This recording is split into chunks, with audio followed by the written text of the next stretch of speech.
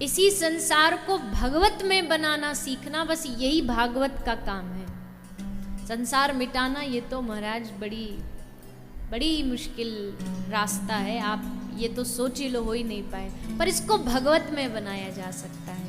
अपने जीवन की हर एक इच्छा को भगवत में बना करके भोजन भी पा रहे हैं। तो भोजन इसलिए नहीं पा रहे कि हमें भोजन से बहुत कुछ शरीर हिष्ट पुष्ट बनाना है, इसलिए पा रहे हैं कि हमारे चित्त में जो इंद्रियों का स्वामी बैठा है उसकी तृप्ति इस भोजन को प्राप्त करा के, उसको दे करके। इसलिए आपने महापुरुषों को कहते हुए सुना होगा, जब भोजन करते ना तो आदमी को बड़ा सावधान रहना चाहिए। आज ही मैं एक प्रवचन सुन रही थी, उसमें बाबा कह रहे थे कि 2 समय व्यक्ति को बहुत सावधान रहना चाहिए। 2 समय कौन से? पहला, भोजन करते समय सबसे ज्यादा सावधान रहना चाहिए। भोजन की टेबल पर आप क्या बात कर रहे हो, ये भी बड़ी सावधानी रखनी चाहिए, क्योंकि अक्सर आजकल के मॉडर्न जमाने के परिवारों में बाकी तो समय मिलता नहीं बात करने का, तो जितने भी धंधे का बात होती है ना, वो सब डाइनिंग टेबल पर ही होती है। लॉस प्रॉफिट, अच्छा बुरा, सब वही भोजन करते समय ही सब डिस्कशन किया जाता है। और वो भोजन के साथ साथ वो जो डिस्कशन है ना, वो भी भीतर जाता है आहार के साथ, वही सब बातें होती हैं। तो वही समय होता है एक साथ बैठने का, तो फिर तो सब इधर उधर निकल जाते हैं। लेकिन महापुरुष कह भोजन करते समय सबसे ज्यादा सावधान, ये सोच के आहार, एक एक आहार कौर को ग्रहण करिए कि आपके भीतर जो भोजन जा रहा है ना, ये साक्षात श्री हरि के आहुति आप प्रदान कर रहे हैं, उनको तृप्त कर रहे हैं। तो उससे भोजन से फिर सद्बुद्धि आएगी। मैं बार बार महापुरुषों के मुख से सुना है कि भोजन हमारे जीवन में बहुत बदलाव लाता है, हमारे भजन में बहुत ज्यादा सहायक बनता भोजन। इसलिए भोजन करते समय सावधान। बहुत सारे ऐसा नियम ले लेते हैं कि भोजन करते समय हम एकदम मौन रहेंगे, साधु महापुरुष हो तो वो इसीलिए कि मौन रहेंगे, कोई इधर उधर की चर्चा नहीं होगी, केवल एकमात्र भगवत ध्यान करते करते भोजन जाए। क्योंकि भोजन से ही तो ये शरीर चलता, भोजन से ही मांस बनता है, हड्डी का निर्माण होता है, मज्जा मेद, ये सब भोजन से ही बनता है। ये सब भोजन की प्रक्रिया, यानी शरीर का जो एक एक रक्त का अंग है, वो सार सबका जो निर्माण है वो भोजन पर निर्भर करता है। इसलिए पहला है भोजन, इस समय सावधान रहो। और दूसरी चीज कौन सी है? दूसरी चीज है शयन, सोना। नींद के समय थोड़ा सावधान रहना चाहिए।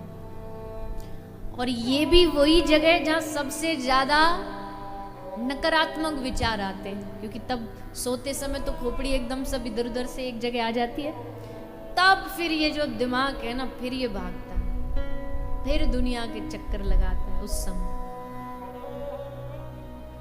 ये 2 ही समय सावधानी के, पर ये 2 ही समय हमारे असावधानी में गुजर जाते हैं। सोते समय थोड़ा सा सावधानी, भले आप जब भी काम अपना सब खत्म करके जब आप सो रहे हो, तो सोते समय मुख से आपका भगवान नाम का उच्चारण करते हो, महामंत्र का उच्चारण करते हो। कई लोग बोलते हैं हमें गाने सुने बगैर नींद नहीं आती, वो लगा के कान में सोते, फिर जब नींद बीच में कभी रात को खुलती तब बंद करते। वाह जी, अगर आप उन रात्रि के सोते समय जो कान में सुन के सोगे ना, पूरी रात भर वही चलेगा। कई लोग होते नहीं, रात को सोते सोते एकदम भाग पड़ते हैं, दिन में तो चैन है ही नहीं, पर रात को भी चैन नहीं, रात को भी एकदम हड़बड़ी में चिल्लाने लग जाएंगे या कुछ बड़बड़ाने लग जाएंगे। तो इसका मतलब कहीं ना कहीं रात्रि में हमने जो हमारे जो स्वप्न है उसमें कुछ दोष चल रहा है। उल्टे सीधे स्वप्न आ रहे तो मतलब कुछ स्वप्न में दोष है, तो यानी जीवन में भी दोष है। तो ये 2 समय सावधानी के, ज्यादा नहीं, पर अगर हमने सुना है महापुरुषों के मुख से तो थोड़ी कोशिश करनी चाहिए कि इन 2 समय थोड़ा सा सावधान। ये 2 समय जब हमारे सावधान होंगे तब जा करके श्रीमद् भागवत जी जिसके लिए सुनाई जा रही है राजा परीक्षित के लिए, वो है मृत्यु। मृत्यु में जा करके तब हमारी ये जो 2 समय की सावधानी है ना, तब वो मृत्यु में दिखेगी। मृत्यु के समय जो सावधान हो जाता है कि अब मृत्यु है तो अब भगवान नाम निकलना चाहिए, वो तभी निकलेगा जब इन समय पर हम सावधानी बरतें। अन्यथा तो मृत्यु के समय में हमने सुना इतना कष्ट होता है, पीड़ा होती है, यमदूत खींचते हैं, यमराज आते हैं, आदि आदि। लेकिन उस समय में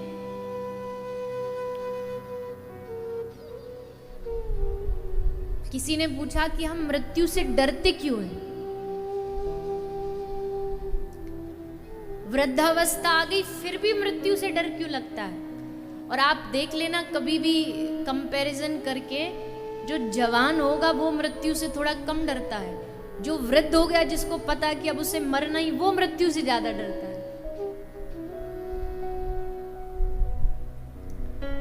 एक जो युवान होता है उसको आप वो दे दो मोटरसाइकिल, उस पर 90-100 की स्पीड से ड्रुम ड्रुम करके पूरा शहर घूम करके आएगा, जबकि वो तो युवान है, उसको ज्यादा डर होना चाहिए। लेकिन वही उसके कोई पीछा वृद्ध बैठा रहता ना, वो कहेगा अरे धीरे चला बेटा, अरे गिर जाएंगे, अरे लग जाएगी।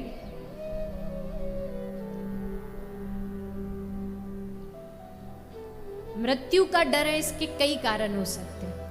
पहला कारण जो मुझे लगता है वो हो सकता है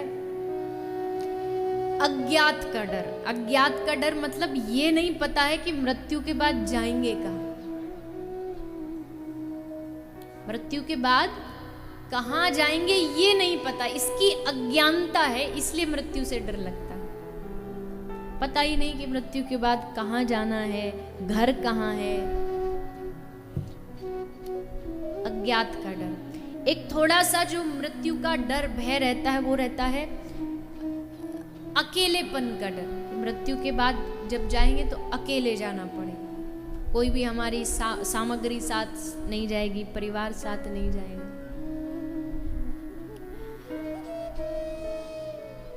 देखो दोनों ही चीज है,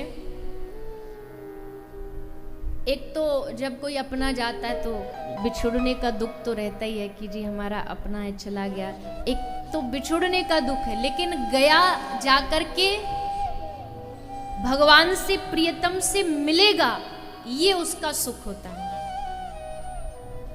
इसलिए कभी भी जो महापुरुष होते हैं ना, उनकी मृत्यु में हमेशा उत्सव मनाया जाता है। कभी भी देख लीजिएगा महापुरुषों की मृत्यु में उत्सव होता है। जब हमारे जो गौड़िया परंपरा के जितने भी गोस्वामी हैं, उनका जन्म कभी उत्सव नहीं मनता, उनका तिरोभाव उत्सव होता है जब वो जाते हैं इस धरती को विदा कर, कि अब माया जंग जंजाल से छूट के ठाकुर जी के चरणों में लीन हो। तो छोड़ के जाने का ये सुख है कि परमात्मा से प्रियतम से जाकर के मिल गया। देखो प्रियतम से मिलने का सुख किस कन्या को होगा? थोड़ा एक संसारिक उदाहरण से सोचिए। प्रियतम से मिलने का सुख कौन सी कन्या को होगा? किसी की शादी हो रही है, ससुराल जाने वाली है लड़की, तो उसी कन्या को सुख होगा ससुराल जाने का जिसने मायके में कुछ गड़बड़ झाला नहीं किया। गड़बड़ झाला मतलब जिसका चरित्र एकदम साफ हो, किसी प्रकार का दाग ना हो, तो उसको ससुराल में जाने का, प्रियतम के पास जाने का सुख होता है। लेकिन जिसको पता है कि उसने यहाँ बड़ा सब उल्टा सीधा काम किया, तो उसे हमेशा डर रहेगा कि कहीं ससुराल में जाकर के हमारा कोई पर्चा ना खोल दे, ऐसा ना हो जाए कि ससुराल में सब कोई जाके पहुंच जाए कि अजी तुम तो वो हो। जो पवित्रता से जिसने कन्या ने अपना जीवन जिया है ना, वो बिल्कुल नहीं डरेगी, एकदम निडर रहेगी। मुझे पता है मेरा कोई ऐसा कर्म, कोई ऐसा चरित्र ही नहीं है। संसार में रह करके जिसने गलत काम किया हो ना, वही मृत्यु से डरता है। पता चले भगवान के पास जाएं तो सारा हमारा चिट्ठा ना खुल जाए। लेकिन जिसने कुछ गलत गड़बड़ किया ही नहीं, तो उसको पता है कि हमारे श्री आत्मा जो है अब अपने ठाकुर जी से मिलने को तैयार है। मुझे पता है ये जो बात कह रही हूँ ना, मैं कहने में बड़ी आसान लगती है। जब खुद के सामने मृत्यु आती है, मृत्यु छोड़ो, जरा सा कोई एक गाड़ी में जोर से ब्रेक भी लग जाए ना तो एकदम कांप जाते कि अब गए। अब तब ये सब प्रवचन याद आता है कि मृत्यु से, पर कोशिश तो कर सकते हैं ना। बार बार इन चीजों को श्रवण करेंगे तो क्या पता एक दिन बैठ भी जाए मन में। आत्मा, हम देखते हैं कि कोई जा रहा था अच्छा भला, घर से निकला, एक्सीडेंट हो गया, चला गया, अरे कोई विचार ही नहीं था, मरेगा, मर गया। लेकिन ये हमें लगता है, जबकि आत्मा खुद निर्णय करती है उसको कब कहाँ जाना है। ये आत्मा निर्णय करती है, शरीर निर्णय नहीं करता है। आत्मा निर्णय करती है कि उसको कब कहाँ जाना है, अब छोड़ के जाना।